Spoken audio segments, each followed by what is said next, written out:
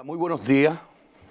Te habla el pastor Tony Viña de aquí, del Gran Testimonio de Dios acá en Atlanta, y tengo una palabra que compartir contigo. Quiero tomarme 10 minutos de mi tiempo y llevarte una palabra que me ha traído mucha sabiduría al ministerio como pastor que soy de la iglesia.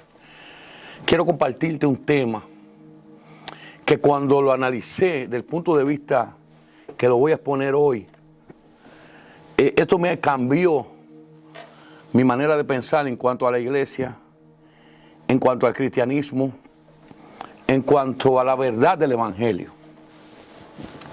Porque lamentablemente yo siempre hablo de que muchas veces los cristianos están viviendo un cristianismo democrático. Y yo les llamo democrático a un cristianismo sin responsabilidad. Los cristianos de hoy no quieren rendirle cuenta a un pastor. Los cristianos de hoy y el cristianismo de hoy día no sienten que la iglesia es una responsabilidad prioritaria. El cristianismo de hoy, los cristianos de hoy, incluso si tienen que trabajar horas extras o se les ofrece cualquier visita, cualquier situación, cancelan y muchas veces descaradamente llaman a sus pastores y le dicen: no voy a poder estar hoy, no voy a poder participar hoy. Y nosotros los pastores, nosotros los hombres de Dios tenemos obviamente que aceptar esas cosas y no podemos hacer nada porque no somos dictadores. Pero hoy yo quiero mostrarle a la iglesia, a todo aquel que me escucha, lo que sucedió con Cristo cuando se encontró con el centurión romano. Ahí hay muchas verdades que yo quiero que usted y yo la analicemos hoy, porque sé que si usted me pone atención, ese cristianismo demócrata, sin responsabilidad, y ese cristianismo sin darle cuenta a nadie y sin pensar que se le debe rendir cuenta a los pastores o a la iglesia o a la institución que nos dio esa oportunidad de trabajar en los ministerios, no necesariamente se le debe rendir cuenta. Ven conmigo a la palabra, si tiene una Biblia, si quiere buscarla. Dice, está en Mateo 8, 5 al 13. Muy famoso esto, muy famoso. Yo le llamé a esta exposición en mi iglesia, le llamé Autoridad sin Límite. Dice la palabra: entrando Jesús en Capernaum, vino a él un centurión rogándole y diciéndole: Señor, mi criado está postrado en casa, paralítico, gravemente atormentado. Y Jesús le dijo: yo iré y le sanaré. Pero respondió el centurión y le dijo: Señor, yo no soy digno de que entre bajo mi techo. Solamente di la palabra y sé que mi criado sanará. Pero aquí es la parte más importante que debemos entender y debemos poner atención, porque creo que no está de más. Dice: porque también yo soy hombre bajo autoridad y tengo bajo mis órdenes soldados, y le digo que vayan y ellos van, y le digo a los otros: ve y vienen, y a mi siervo a esto y lo hace. Al oírle esto, Jesús se maravilló y dijo a los que le seguían: wow, de cierto, que ni aún en Israel haya tanta fe. Ahora, aquí hay otra parte que quiero abundar, porque creo que aquí es que está el secreto de lo oculto que hay en la expresión del centurión. Dice: os digo que vendrán muchos del oriente y del occidente, y se sentarán con Abraham, con Isaac y con Jacob en el reino de los cielos en aquel día. Mas los hijos del reino serán echados a las tinieblas de afuera. Allí será su lloro y su crujir de dientes. Es lo que yo quiero que tú me pongas atención en lo que te voy a hablar en los 5 minutos, 10 minutos que me quedan. ¿Qué motivó a Cristo? Ya, él pudo decir: oh, me maravilló tu manera de pensar, me maravilló tu fe. Vete y tu siervo se sanará. Pero ¿por qué Cristo añadió? Y es lo que yo quiero que tú escuche y me ponga atención. ¿Por qué Cristo añadió y le dice en aquel día, verdaderamente que en aquel día, los hijos del reino, lamentablemente, a los que mi Padre le destinó el reino, a los que mi Padre le dio por herencia el reino, a los que mi Padre anexó en su destino profético en el reino, en aquel día no estarán. Y vendrán gente del oriente y del occidente, como diciendo, vendrán gente de la nada, que no estaban para estar ahí. Fíjese una cosa, hermano. Yo siento que Cristo está diciendo, habrá gente que vendrán, que no estaban destinados a estar ahí. Y sin embargo estarán, porque vendrán del oriente y del occidente. Vendrán de, no se sabe de dónde vendrán, pero vendrán. Y los hijos de la tiniebla, los que tenían que estar ahí, no estarán. Esa protesta de Cristo, esa manera de hablar de Cristo no está de más. Porque la palabra que usó el centurión romano para pedir que Cristo enviara la palabra fue lo que maravilló a Cristo. Y de hecho, cuando la palabra habla de que Cristo se maravilló, fue cuando a él se le tocaba la deidad. Cuando aquellas actitudes y aquella manera de pensar de esos hombres cruzaban por lo carnal, por la parte carnal, pero llegaban, no sé si se recuerda, cuando aquella mujer del flujo de sangre, dice, tocó su manto, dice, de mí salió virtud. O sea, esto vuelve a suceder con este hombre. O sea, la parte divina de Cristo fue tocada con la presión de este hombre. Pero ¿cuál fue la expresión de este hombre? Pongan atención que aquí que está el secreto de esta palabra. Antes de él escuchar la decisión que Cristo va a tomar, él saca una carta de abajo de su mango, de abajo de su manga, y le dice a Cristo, mira,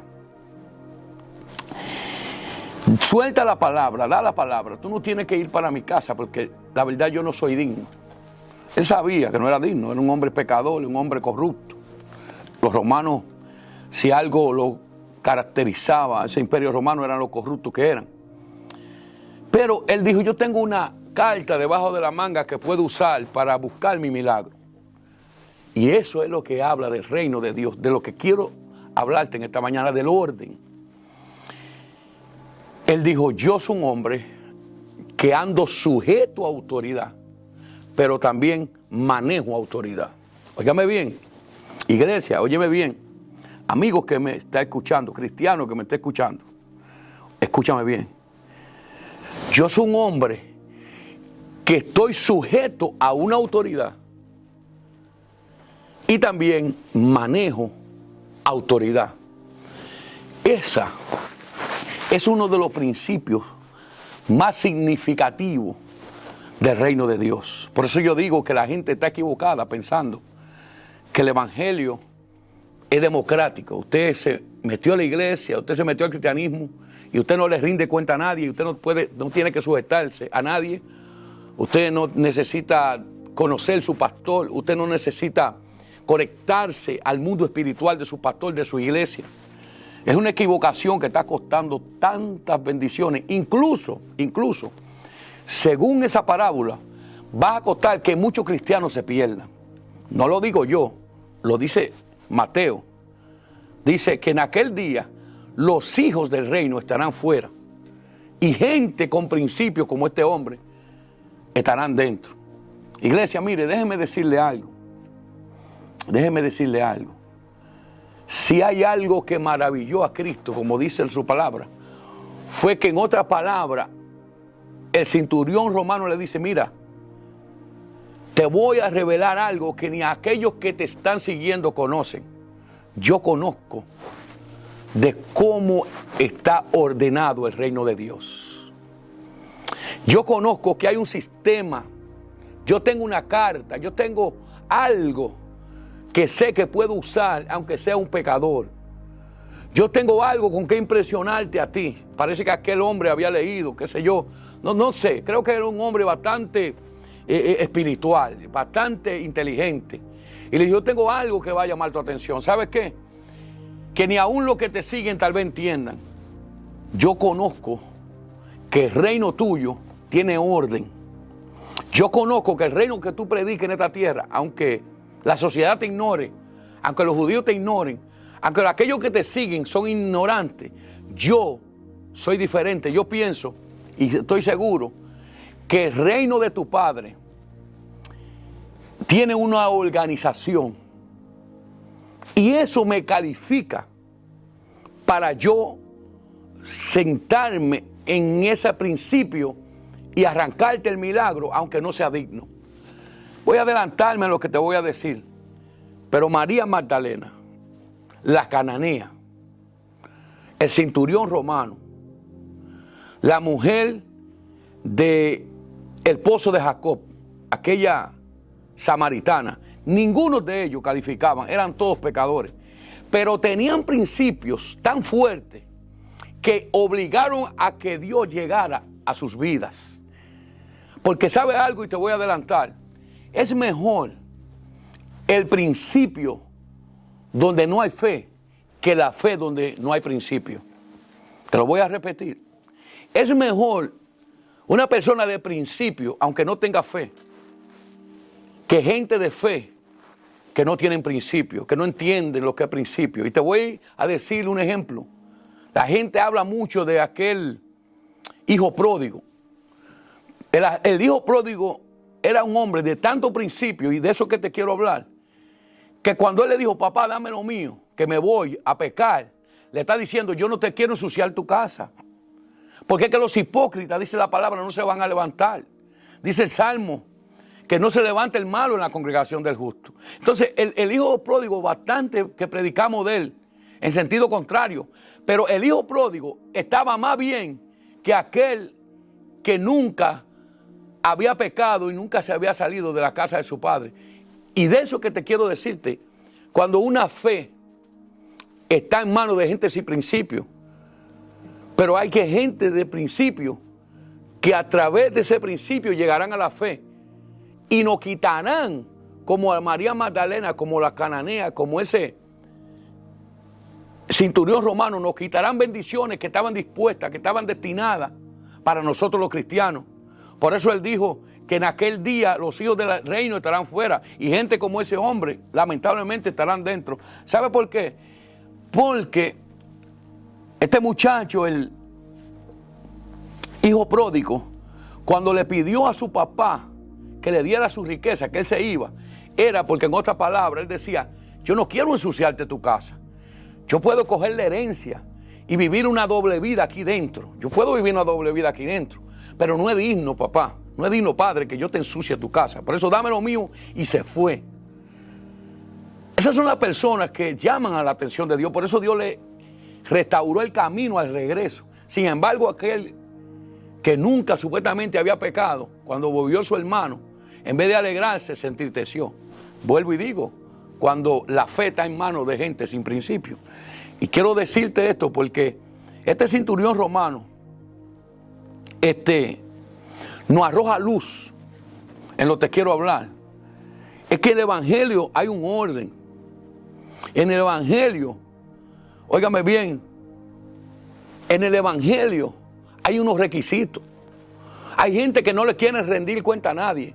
Hay gente que creen que ese cristianismo independiente, que ese cristianismo demócrata, como yo creo, Jehová mi pastor, pero yo no tengo una responsabilidad como mi pastor. Viene el profeta por allá y la iglesia se vacía.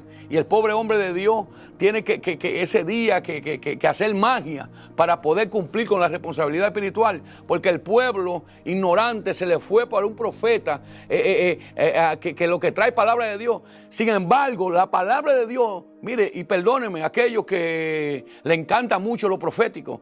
Mire, gloria a Dios por lo profético, pero yo no necesito profecía. Yo no necesito andar por lo que un profeta me diga. El hombre que tiene plataforma, el hombre que conoce de principio, el hombre que ya ha conocido a Dios, el hombre como ese cinturón romano que se le ha descifrado en qué consiste el reino de Dios, no anda por lo que un profeta le diga, ni anda detrás de profeta. Yo tengo la palabra de Dios. Mire, oh, que Dios está contigo, eso me lo dice la palabra de Dios. Oh, que Dios te va a bendecir, eso me lo dice la palabra de Dios. Yo no necesito, gloria a Dios por los profetas, porque los profetas y lo profético de la palabra de Dios es bueno, pero eso son para la gente que están en los principios del reino de Dios. Porque una gente que ya tiene una plataforma, que ya conoce la palabra, no lo mueve una profecía. Es más, le voy a decir algo, yo cambio la profecía. Si yo tengo una buena relación con Dios, yo me meto de rodillas y en ayuno y yo negocio con Dios la profecía. Y yo puedo cambiar la profecía. La profecía que yo necesito es conocer lo que la palabra dice de mí, lo que la palabra tiene para mí. Yo activo la palabra, yo saco una misma, yo saco de esa palabra y la activo en mi diario vivir. Y este hombre le está diciendo al Señor: yo sé lo que significa en tu reino tener la capacidad emocional de uno someterse a una autoridad. Yo sé lo que significa para ustedes tener la salud mental y la condición del alma de tener humildad de uno someterse a una autoridad superior. Pero yo también sé lo que significa para ustedes que aunque a mí se me haya dado autoridad, yo poder manejar la autoridad sin dañarme yo y sin dañar a nadie. Eso se llama orden. Eso se llama orden. Cuando ese hombre le dijo al Cristo: yo ando sometido a una autoridad y estoy cumpliendo con ella, pero también ando manejando autoridad y no estoy abusando de ella. Wow, eso fue lo que impresionó a Cristo. Porque en algún lugar de la Biblia dice que los que se humillan serán levantados y los que se levantan serán humillados. Por eso ese hombre dijo: wow, esto es un principio que la tierra no conoce. Esto es un principio de un corazón que aunque está corrupto, que aunque es pecador, pero por lo menos tiene salud emocional, que es lo que tanto falta en la iglesia. Estoy terminando, pero también quiero dejarte saber que fue lo mismo que usó María Magdalena, lo mismo que usó la samaritana y los cananeos de hoy y de ayer. Siguen robándonos la bendición en las iglesias, porque aunque no tienen fe, tenían principio. Mire, voy a terminar con esto. Cuando se cae el planeta Tierra, se cayó porque se cayó el orden, se cayó la autoridad. Satanás pierde la autoridad. Obviamente perdió la sujeción, porque antes del 2 está el 1. Cuando yo pierdo el respeto por mi autoridad, entonces, ¿sabe una cosa? Es que yo entro en un desorden emocional que me lleva al desorden. Cuando yo pierdo el respeto por lo que está establecido, por las autoridades que están establecidas por Dios, y me libero de eso, entonces entro en un caos que todo de ahí adelante se vuelve un caos. Satanás perdió su autoridad, obviamente, porque al él soltar el temor de Dios, a él soltar andar en orden, como dijo el centurión: yo estoy sometido a una autoridad y ando sometido a una autoridad y estoy manejando autoridad, pero yo ando en orden. Al Satanás soltarse del sometimiento de Dios como autoridad, entonces trae el caos a los ángeles y ahí que se daña todo. Viene a la tierra y vuelve lo mismo. Pudo sacar a Adán de su autoridad y aquí está la consecuencia. Ya los padres, lo mismo sucede en los hogares.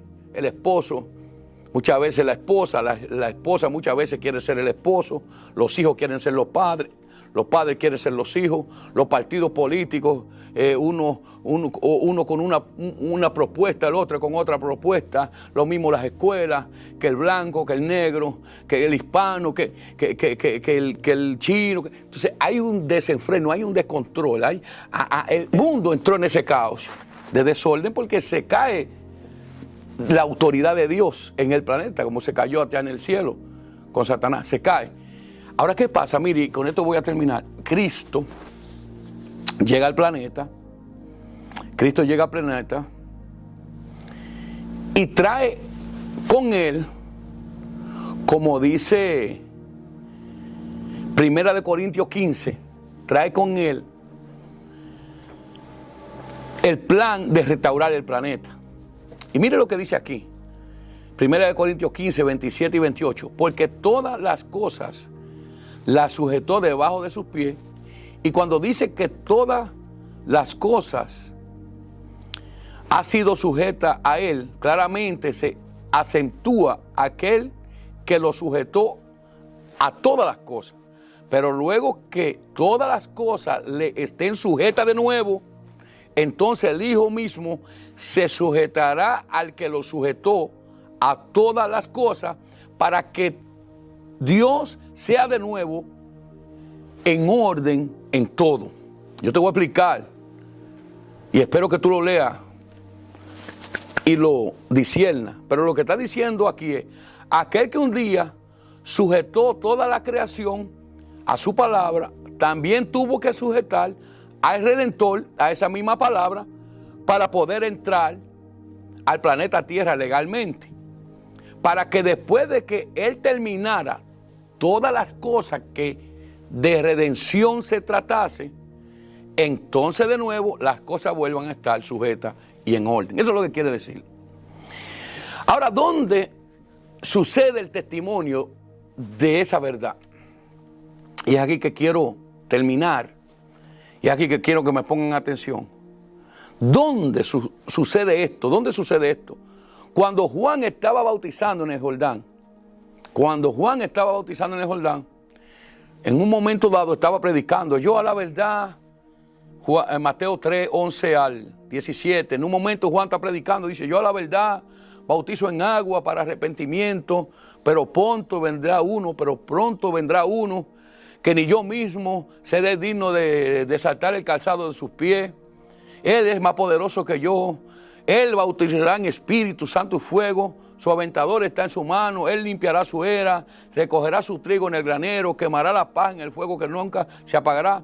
Pero de pronto, hermano, alcanza a ver que ese mismo personaje que él está hablando está en la fila. Está en la fila para ser bautizado. Entonces Jesús se acerca a Juan y le dice, entonces Jesús vino de Galilea a Juan, al Jordán, para ser bautizado, dice el 14, mas Juan se le negaba, mas Juan se le oponía, diciendo, yo necesito ser bautizado por ti y tú vienes a mí. Mas Jesús le respondió, no, Juan, deja, porque así conviene que cumplamos toda la justicia del reino de mi Padre. Wow. Eso es lo que yo quiero que tú entiendas. Mire, Juan no quería bautizar a Cristo. Él sabía a quién tenía ahí. Ahora, ¿qué pasa? Cristo pudo decir, no, yo me bautizo solo. O yo soy el Hijo de Dios. Tampoco necesito bautizarme. Pero ¿sabe lo que está diciendo ahí? Que Juan era el hombre del llamado de Dios para el momento. Juan era el evangelista del momento. Por eso se llamaba el hombre que le preparaba el camino al Señor. Era el hombre, el pastor del momento. Era el líder del momento. Era el hombre de Dios del momento. Y Jesús sabía, y Juan sabía, que pronto la antorcha le iban a hacer cruzada. Juan iba a tener que entregarle el ministerio a Cristo. Pero ¿sabe lo que hizo Cristo? No, él no ignoró siendo el Hijo de Dios. Él no ignoró siendo el ungido lo que Dios había puesto por su autoridad anterior o previa, que era Juan. Él era el hombre del ministerio. Y como él vino en orden, Y como el reino de Dios se trata de orden, y como el reino de Dios se trata de autoridad, ¿qué hizo Cristo? Se sometió a la autoridad. Ahora fíjense una cosa, para terminar. Juan se niega, porque Juan, el diablo pudo querer influenciarle a Juan para que no sucediera lo que Cristo defiende. Es necesario que cumplamos con la justicia del Padre. Es necesario que cumplamos con los requerimientos del reino. Es necesario, Juan, que cumplamos con el orden establecido del reino. Usted es la autoridad. Yo tengo que someterme a su autoridad para yo del agua entonces salir con mi propia autoridad. Estoy terminando, se lo voy a repetir. Es necesario, Juan, que sí cumplamos con lo establecido en el gobierno de mi Padre. Es necesario, Juan, que cumplamos con los requisitos del reino de mi Padre. ¿Cuáles son los requisitos? Que yo tengo que someterme a ti, que yo tengo que reconocerte a ti, que yo tengo que darte a ti el lugar que te corresponde. Y tú tienes que bautizarme, y tú tienes que aceptar que yo debo de someterme a ti, porque el reino de mi Padre es un reino de orden. Yo no soy Lucifer, yo no soy Adán. Yo vine aquí a redimir el planeta, yo vine aquí a rescatar el planeta, y no va a suceder a menos que cumplamos con el orden establecido. Ahí se comienza la redención del planeta. Siento a Dios. Entonces Juan, obviamente, no tiene nada que hacer. Él no ha hablado, simplemente él le administró a Juan, y Juan procede a bautizarlo. Ahora, ¿qué sucede? Lo más lindo de esto y de esta enseñanza, y con eso voy a terminar, dice: mas Jesús fue bautizado, y luego que subió del agua, ¿por qué no antes? ¿Por qué no antes? ¿Por qué no sucede lo que va a suceder antes de él subir del agua? Dice: y luego que subió del agua, he aquí los cielos fueron abiertos, y vio el Espíritu de Dios que descendió como paloma y vino sobre él.